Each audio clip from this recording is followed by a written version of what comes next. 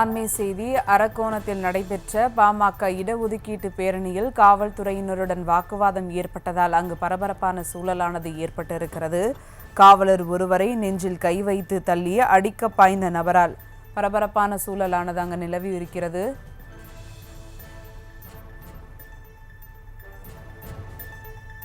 கூடுதல் விவரங்களோடு இணைகிறார் செய்தியாளர் நரேந்திரன். வணக்கம் நரேந்திரன். போலீஸை அடிக்க பாய்ந்ததால் அங்கு பரபரப்பான சூழலானது நிலவி வருகிறது. இது குறித்த மேலும் விவரங்கள்.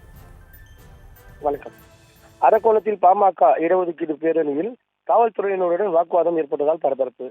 ராணிப்பேட்டை மாவட்டம் அரக்கோணத்தில் வன்னியர்களுக்கான 10.5% இடஒதுக்கீட்டினை உடனடியாக வழங்க வேண்டும் என கூறி பாட்டாளி மக்கள் கட்சி சார்பில் கண்டன போராட்டம் நடைபெற்றது.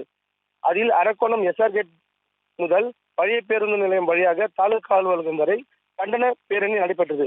இதில் கலந்து கொண்ட கட்சி நபர் ஒருவர் அதிக சத்தம் எழுப்பக்கூடிய வாகனத்தை கூட்டத்தில் நடுவே இயக்கியதாக கூறப்படுகிறது.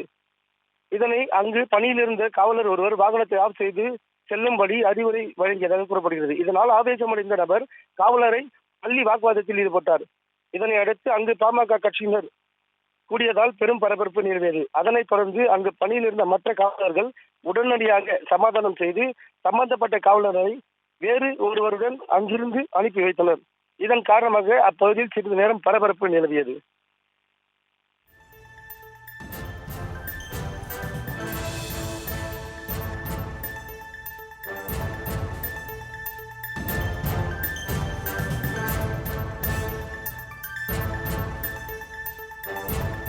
விவரங்களுக்கு நன்றி நரேந்திரன்.